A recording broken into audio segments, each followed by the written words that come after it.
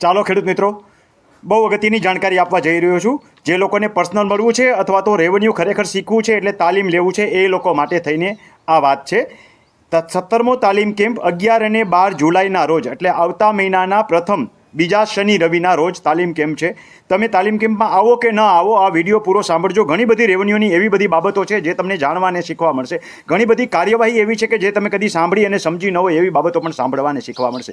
ગયો તાલીમ કેમ્પ જે છે એમાં આપણે ભૂમિ સીમાંકન સ્પેશિયલ નવી વસ્તુ લીધેલી. હવે ભૂમિ સીમાંકન ધીમે ધીમે આગળ દરેક જગ્યાએ શરૂ થઈ ગયું છે. આજની તારીખે જ્યારે વિડીયો મૂકું છું હજી 3-4 જગ્યાએ ગુજરાત આખામાં શરૂ થયું છે.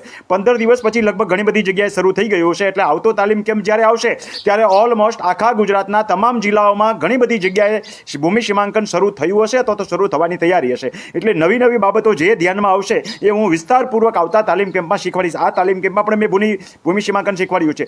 10 વર્ષથી ખેડૂત હેરાન થાય છે. યાદ રાખજો, આ વખતે ભૂમિ સીમાંકનમાં સરખું ન થયું તો કદી નહીં થાય. અધિકારી કામ ન કરે તો કેવી રીતે કરાવવું એની SOP જે છે સરકારની, એની ગાઈડલાઈન પણ આખે હું તમને શીખવાડીશ. ખાસ કરીને જે રીસર્વેથી ખેડૂત પીડાય છે છેલ્લા 10 વર્ષથી, એટલે 7 નંબરમાં જગ્યા કબજામાં હોય પણ 7 નંબરમાં ઘટી ગઈ હોય, અવળદમ થયું હોય, એટલે કબજા ફેર હોય અને સામે આવડો સહમતિ ન જ આપે તો આવા સંજોગોમાં કેવી રીતે કામ કરવું. સરકારની જે આખી SOP છે 15 પાનાની, 5 પાનાનો પરિપત્ર છે. આખો પરિપત્ર શીખવાડીશ અને ભૂમિ સીમાંકનની જે સરકારની 6-7 કેટેગરી છે એ તમામ કેટેગરી શીખવાડીશ, SOP શીખવાડીશ અને MMCની કામગીરી શીખવાડીશ, MMC કોર્ટની. ઉપરાંત ગુજરાતના જ્યાંથી રિપોર્ટ આવશે એ દરેક બાબતો હું આવતા તાલીમ કેમ્પમાં શીખવવાનો છું. હવે જેમને કંઈ પર્સનલ પ્રશ્નો છે એમના માટે મળવાની આપણે શુક્રવારમાં વ્યવસ્થા રાખી છે. અને જેને તાલીમ લેવી છે એને શનિ રવિ તાલીમ કેમ્પ છે. એટલે જેને તાલીમ લેવી છે એના માટે 2 દિવસનો થયો અને જેને સ્પેશિયલ મળવું છે એમના માટે 3 દિવસ થયા. પ્રથમ તો આપણે તાલીમ કેમ્પમાં શું શીખવાડીએ છીએ, શરૂઆતથી આપણે જે તાલીમ કેમ્પમાં શીખવાડીએ છીએ એ પાર્ટની અંદર આપણે કૂવા બોર નોંધાવવા, પાણીના ભાગ ભાગમાં ભવિષ્યમાં કજિયા ન થાય એટલે નોંધાવા, એમાં રસ્તા નોંધાવા, પછી ભાઈ જ્યારે બીજા ભાગને જમીન બીજાને વેચે તો આવા ભાગ રદ કરવા, પાણીની પાઇપલાઇન નોંધાવી, આવી અસંખ્ય કામગીરી, બોજો ગીરો મુક્તિ વગેરે સાથે શીખવાડીએ છીએ. આ સિવાય જ્યારે હયાતીમાં હક દાખલ કરવાનો હોય કે વારસાઈ દાખલ કરવાની હોય તો વારસાઈ આંબો કેવી રીતે બનાવવો, એની અરજી કેવી રીતે કરવી, એની પ્રક્રિયા કેવી રીતે કરવી, એનું પંચનામું કેવી રીતે હોય છે, વારસાઈ આંબો ક્યાંથી મળે એની સંપૂર્ણ બાબત શીખવાડીએ છીએ. પછી આ વારસાઈ અથવા હયાતીમાં હકને કેવી રીતે દાખલ કરવો અને IORA પોર્ટલ ઉપર ઓનલાઈન કેવી રીતે કરવું એ તમામ બાબતો આપણે શીખવાડીએ છીએ. ત્યાર પછી થઈ જાય એટલે હક કમી હંમેશા પહેલાં કરાવી લેવાય, જેથી કરીને ભવિષ્યમાં કજિયા અને કંકાસ ઊભા ન રહે.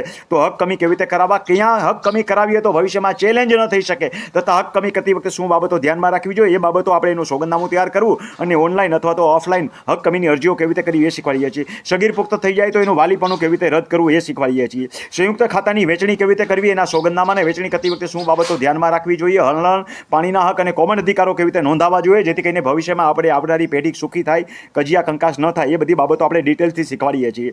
એવી રીતે જૂના કોમ્પ્યુટરાઇઝમાં ક્ષતિઓ રહી ગઈ હોય તો કેવી રીતે સુધારવી, મૂળભૂત ક્ષતિઓ આવતી હોય તો કેવી રીતે સુધારવી, ઓનલાઈન કોમ્પ્યુટરાઇઝ થયા પછીની ક્ષતિઓ કેવી રીતે સુધારવી, રીસર્વેની ક્ષતિઓ કેવી રીતે સુધારવી, આ બધી ક્ષતિઓ બાબતો શીખવાડીએ છીએ.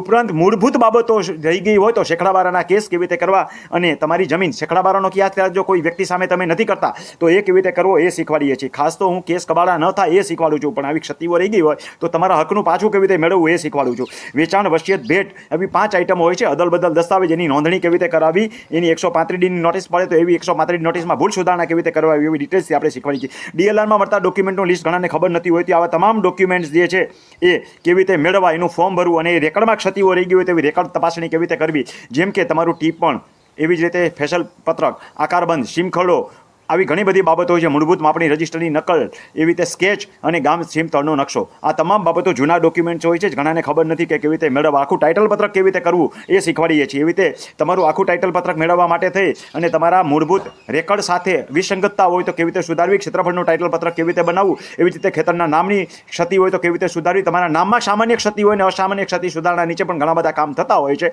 એ બધા કેવી રીતે કરવા, એટલે ઘી સીધી આંગળી ન વાંકી કેવી રીતે કરવી એ બધું આપણે શીખવું. યાદ રાખજો, અધિકારી સાથે ક્યાંય વિવાદમાં ઉતરતા નથી શીખવાડતો, પણ સરળતાથી કામ કાયદાનો લાભ લે અને અધિકારી સાથે સુસંગતતા કેળવીને કેવી રીતે કામ કરવા એ બધી બાબતો શીખવાડું છું. એવી રીતે ઘટતી નોંધો ઉમેરવી, નકામી નોંધો દૂર કરવી, એ બધી બાબતો શીખવાડીએ છીએ.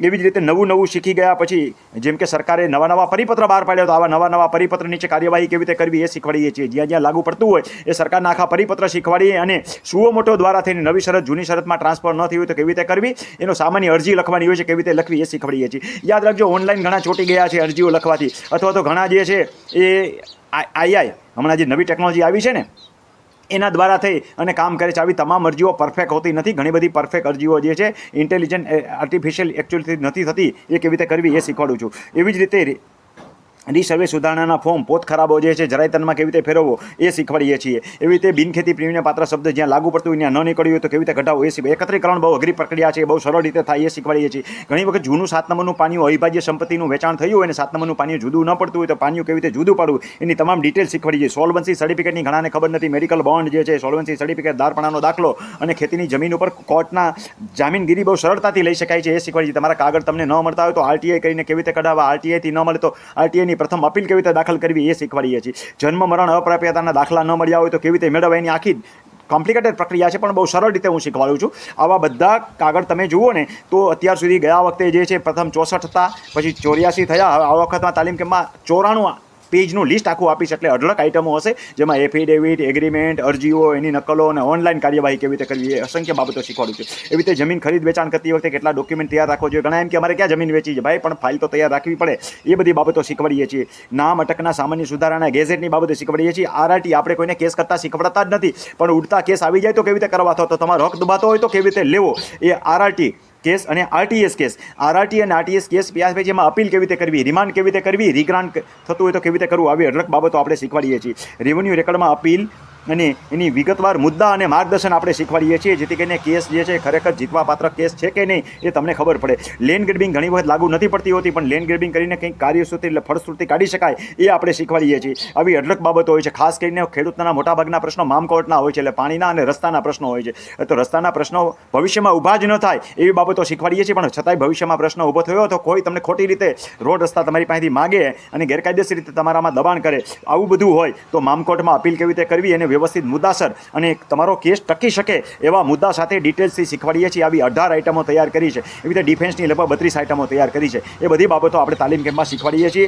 મામકોર્ટના કેસ, મામકોર્ટ સામે રિમાન્ડ થયો હોય તો રિમાન્ડ કેસ પાછું કેવી રીતે ચડાવવો અને પ્રાંતમાં જઈ અને રિમાન્ડ માગવું અને અથવા તો પ્રાંતમાં જઈને રિવિઝન ચલાવી. હવે એ જ રીતે ત્યાર પછી સિવિલ કોર્ટમાં કેસ ગયો હોય તો એની તમામ ડિટેલ્સ અને માહિતી આપીએ છીએ. શેકડા બારા એટલે મૂળભૂત તમારી જમીન હોય કબજામાં અને 7 નંબરમાં ન હોય તો શેકડા બારા મૂળભૂત ક્ષતિઓ હોય જે ફેસલ પત્રને આકારબંધી ચાલી આવતી હોય તો કેવી રીતે સુધારવી એ શીખવાડીએ છીએ. આ સિવાય અઢળક બાબતો હોય છે. ગણોતધારાની માહિતી આપીએ છીએ, ખેડૂત ખાતેદાર સર્ટિફિકેટ અને એની માહિતી આપીએ છીએ. રાત્રિ દરમિયાન એડવર્સ પોઝેશન શીખવાડીએ છીએ. જમીન મિલકતને લગતા પ્રશ્નોત્તરી હોય છે. આંબો કેવી રીતે છુપાવેલો હોય તો એની સામે શું કરવું એ શીખવાડીએ છીએ. એ સિવાય કેજીપી, દુરસ્તી વગેરે કેવી રીતે કરવી, માપણી લગતા ઇસ્યુ હોય છે તો માપણી કેવી રીતે કરવી, આ અસંખ્ય અઢળક બાબતો આપણે શીખવાડીએ છીએ. ખાસ કરીને ભૂમિ સીમાંકન બાબત આપણે શીખવાડીએ છીએ. ભૂમિ સીમાંકનમાં ઘણી બધી ક્ષતિઓની સોલ્યુશન થવાની શક્યતાઓ છે, એ બધી બાબત આપણે શીખવાડીએ છીએ. તો આ છે તાલીમ કેમ્પની બાબતો. અઢળક બાબતો હોય છે. તમે મારા વિડીયો સાંભળતા હશો તો તમને ખબર હશે. તો તમે તાલીમ કેમ્પમાં આવો કે ન આવો, વિડીયો સાંભળશો તો તમને ખબર પડશે કે રેવન્યુ બાબતે કેટલી જાણકારી હું તમને આપું છું એ કેટલી ઉપયોગી હોય છે. હવે રજિસ્ટ્રેશન બાબતની વાત હવે આગળ તમને સમજાવું છું કે કેવી રીતે તમે રજિસ્ટ્રેશન કરાવી શકશો. જે ખેડૂત મિત્રોને તાલીમ કેમ્પમાં આવવું એટલે શનિ રવિ આવવું છે એમના માટેની ફી 3500 રૂપિયા છે. 1000 ભરીને રજિસ્ટ્રેશન કરાવી શકો છો. ઇનકેસ તમે નથી આવી શકતા તો ચિંતા કરવાની જરૂર નથી. આવતા તાલીમ કેમ્પમાં ફરીને રજિસ્ટ્રેશન, યાદ રાખજો પરત નથી મળતા, આવતા તાલીમ કેમ્પમાં ફરીને રજિસ્ટ્રેશન કરાવશો એટલે તમને આગલી જમા રકમ ભરવાપાત્ર રકમમાંથી બાદ થઈ જશે. આ એક પ્રકારે ડોનેશન આપી અને તમે રજિસ્ટ્રેશન કરાવો છો અને મૂળભૂત ફીમાંથી તમને એ રકમ બાદ મળે છે. આમ તો બધું જોવો તો આ એક પ્રકારની યોગદાન રાશિ છે. ક્યાંય ફીનો શબ્દ નથી, છતાં સમજાય એટલે ફી શબ્દ પ્રયોગ કરું છું. બીજી બાબત જે છે એ ખોટા માણસે આવવાનું નથી. કોને આવવાનું છે? જે રેગ્યુલર મારા વિડીયો સાંભળતા હોય, જે મને સાંભળતો અને સમજતો હોય અને શીખવાની ઈચ્છા હોય એમને જ આવવાનું છે. દુરુપયોગ કરવાવાળી વ્યક્તિએ મારાથી દૂર રહેવાનું છે અને તાલીમ કેમ્પમાં આવવાનું થતું નથી. રજિસ્ટ્રેશન કેવી રીતે કરાવશો? યાદ રાખજો, આ મોબાઈલ નંબર આપું છું એ માત્ર રજિસ્ટ્રેશન માટે આપું છું અને એના ઉપર તમારે જ્યારે કાંઈ માર્ગદર્શન લેવાનું હોય તો મેસેજ કરવાનો છે, ફોન કરવાનો નથી. ફોન કરશો તો એ નંબર બ્લોક થઈ જશે. તો એ નંબર છે 98 98 10 44 94. તમે રજિસ્ટ્રેશન કરાવી રિસિપ્ટની નકલ મને આમાં મોકલી આપજો એટલે તમે તાલીમ કેમ્પના ગ્રુપમાં એડ કરી દઈશ. હવે જેને કાંઈ પ્રશ્નો છે એમને શુક્રવારે એક દિવસ વધારે આવવાનું છે, એટલે શુક્ર શનિ રવિ 3 દિવસ થયા. યાદ રાખજો, ખાલી શુક્રવારે આવવાની કોઈ વ્યવસ્થા નથી. એમને 1000 રૂપિયા વધારે ભરવાના હોય છે, એટલે એમના માટે 4500 રૂપિયા ફી થઈ. તો આ રીતે તમે તાલીમ કેમ્પમાં ભાગ લઈ શકશો. બાજુમાં આપેલો QR કોડ સ્કેન કરી અને તમે રજિસ્ટ્રેશન કરાવી રિસિપ્ટની નકલ મને હમણાં બોલેલા નંબર 9898104494 ઉપર મોકલી આપશો. 98 98 10 44 94 ઉપર મોકલી આપશો એટલે તમને તાલીમ કેમ્પના ગ્રુપમાં એડ કરી દઈશ, જેમાં તમામ વિગતો મળતી રહેશે. સમયસર રજિસ્ટ્રેશન કરાવજો. છેલ્લી ઘડીએ સાવ રજિસ્ટ્રેશન નહીં કરાવતા, કારણ કે તાલીમ કેમ્પ આવતા મહિનામાં મેં તમને કીધું એમ 11 અને 12 જુલાઈ જુલાઈના રોજ છે. એટલે સમયસર વહેલા અને રજીસ્ટ્રેશન કરાવશો તો તમને વધારે સારી રીતે બધી ડિટેલ્સ જાણવા અને સમજવા મળશે. તાલીમ કેમ્પમાં આવતા પહેલાં હજી એકવાર કહું છું, યુટ્યુબમાં જઈ રમણીભાઈ કોટડિયા લખી તમે 9મા અને 10મા તાલીમ કેમ્પના પ્લેલિસ્ટની અંદર જઈને વિડીયો સાંભળી લેજો, પછી જ તાલીમ કેમ્પમાં આવજો. સીધા ધોયેલ મૂળાની જેમ તાલીમ કેમ્પમાં આવવાનું નથી, તો તમને કાંઈ શીખવા નહીં મળે. આમ તો જો કે એકાદી આઈટમ તમે શીખી જાઓ તો પણ ધક્કો વસૂલ હોય છે, પણ મારો તો હેતુ એવું છે કે રેગ્યુલર વ્યક્તિ આવે તો અઢળક બાબતો શીખી જાય. કોઈ પણ વ્યક્તિ 2 તાલીમ કેમ્પમાં પૂરી ફી ભરીને આવી જાય, પછી 3જા તાલીમ કેમ્પમાં તો એને 70% હું ડિસ્કાઉન્ટ આપું છું, જેથી કરીને એ વ્યક્તિ જે છે રેવન્યુ બાબતે વધારેમાં વધારે સારી રીતે શીખી જાય. કારણ કે રેવન્યુ એવડો વિષય છે કે એક વખતમાં બધું ના આવડી જાય, પણ એક વખતમાં 1 કે 2 આઈટમ શીખી જાવ ને તોય તમારી 3500 ફી વસૂલ.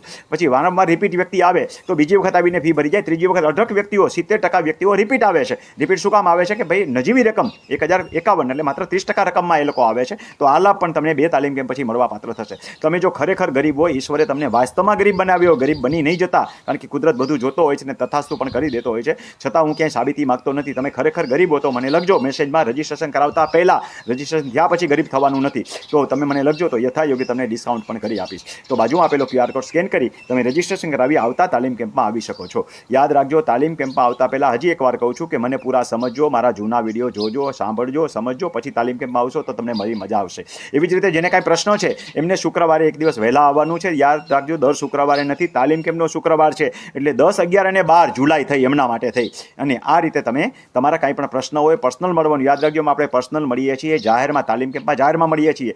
જ્યારે પર્સનલ જ્યારે શુક્રવારે મળીએ છીએ ત્યારે વ્યક્તિગત એની ફાઇલ તપાસી દઈએ છીએ અને કેસમાં અભિપ્રાય આપીએ છીએ. યાદ રાખજો, કેસનો અભિપ્રાય વાસ્તવિક શું છે, માત્ર તમને રાજી કરવા માટે તમે કેસ જીતી જશો અને તમારી ફેવરમાં જ આવશે ને એવું બધું નહીં કહું. વાસ્તવમાં કેસમાં શું થઈ શકે છે એ તમને કહીશ, અને એ જાણવા અને વાસ્તવિકતા સમજવાની ઈચ્છા હોય તો જ તમારે આવવું, નહીં તો શનિ રવિ માત્ર તાલીમ કેમ્પમાં આવવું. શુક્રવારે તમારી ફાઇલ ચેક કરી એમાં જે અભિપ્રાય થતો હશે, આગળ કેસ કરાય કે નહીં, અપીલ કરાય કે નહીં, અથવા તો સામાવાળો તમારી ઉપર કેસ કર્યો હોય તો આમાં શું થઈ શકે એવો પ્રમાણિક અભિપ્રાય આપીશ, જેથી કરીને તમારે ખોટા વકીલના ખર્ચા કરવા ન પડે. બધી બાબતો સમજી વિચારી અને પછી બાજુમાં આપેલો QR કોડ સ્કેન કરી રજીસ્ટ્રેશન કરાવો એટલે તમને તાલીમ કેમ્પના ગ્રુપમાં એડ કરી દઈશ.